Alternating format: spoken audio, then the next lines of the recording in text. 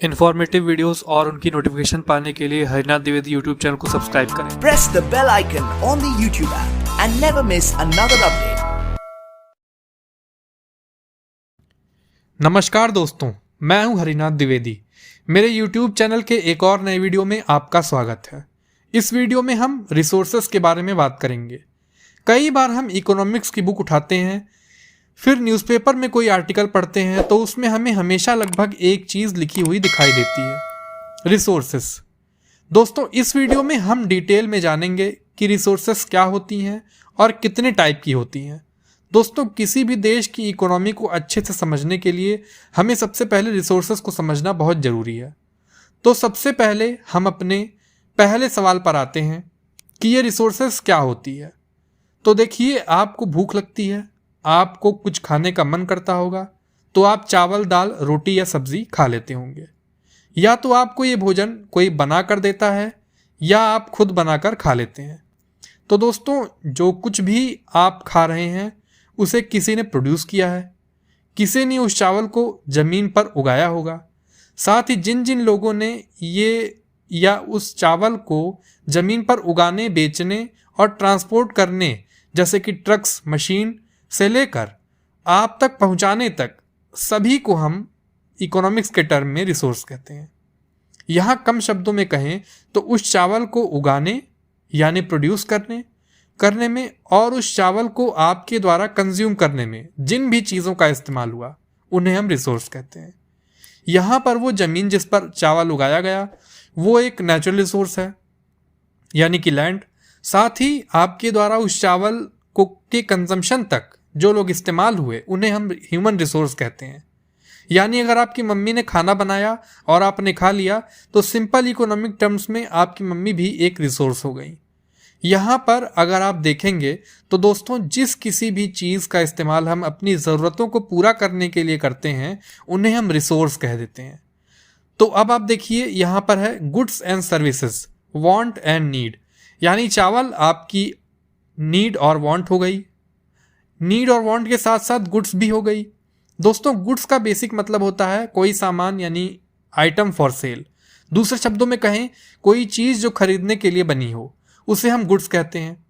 तो चावल आपकी वांट के साथ साथ एक गुड हो गया, और जो लोग हैं जिन्होंने उसे उगाया, आपकी नीड फुलफिल करी, उन्होंने आपको सर्विस दी, तो ये सब भी रिसोर्स हो गए। अब आप समझ गए होंगे कि रिसोर्स किसे कहते हैं। रिसोर्सेज को 3 कैटेगरीज में बांटा गया है: natural resources, human resources, capital resources. दोस्तों, नेचुरल रिसोर्सेज जैसा कि हमने बात किया, यानी जो कोई भी चीज़ हमें नेचर यानी प्रकृति से प्राप्त हुई हो, जिनसे हम अपने नीड्स और वांट्स को फुलफिल कर सकें, उन्हें नेचुरल रिसोर्सेज कहते हैं। जैसे कि लैंड, वाटर, एयर, मिनरल्स और फॉरेस्ट्स, ये नेचुरल रिसोर्सेज होते हैं। इन्हें भी 2 कैटेगरीज में बांटा गया है, रिन्यूएबल और नॉन रिन्यूएबल रिसोर्सेज। तो रिन्यूएबल रिसोर्सेज वो हो जाते हैं जिनका हम बार बार इस्तेमाल कर सकते हैं, यानी समय बीतने के साथ वो फिर से रिन्यू हो जाते हैं, रिप्लेनिश हो जाते हैं। या वो नेचुरल रिसोर्सेज जो हमेशा यूज़ करने के लिए अवेलेबल होते हैं, उन्हें हम रिन्यूएबल रिसोर्सेज कहते हैं, जैसे कि सन, विंड और वाटर।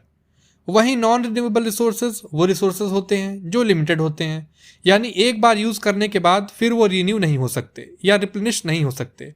उन्हें हम नॉन रिन्यूएबल रिसोर्सेज कहते हैं, जैसे कि oil, coal, natural gas etcetera.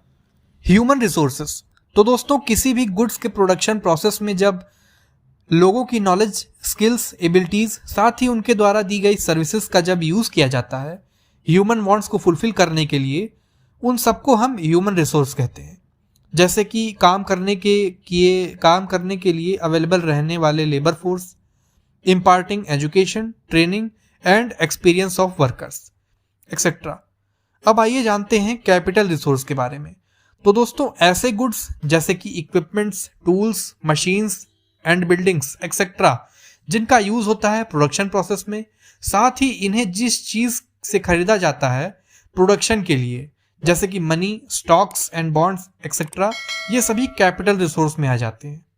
Capital resources को भी 2 कैटेगरी में बांटा गया है। ये है फिजिकल कैपिटल और फाइनेंशियल कैपिटल। फिजिकल कैपिटल में बिल्डिंग्स, टूल्स एंड इक्विपमेंट्स आ जाते हैं। वहीं फाइनेंशियल कैपिटल में मनी, स्टॉक्स, बॉन्ड्स और बैंक डिपॉजिट्स आ जाते हैं। दोस्तों, इकोनॉमिक्स को समझने से पहले हमें इकोनॉमिक्स के बेसिक्स को समझना होगा। इसके लिए हमें रिसोर्सेज को समझना बहुत इंपॉर्टेंट है।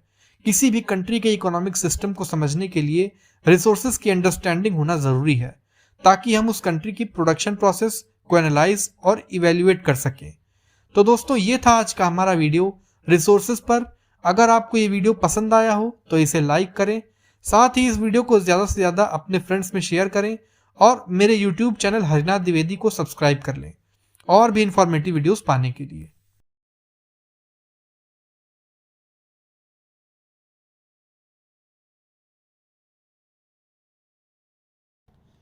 अगले वीडियो में हम इंडियन इंडिपेंडेंस एक्ट 1947 के बारे में बात करेंगे।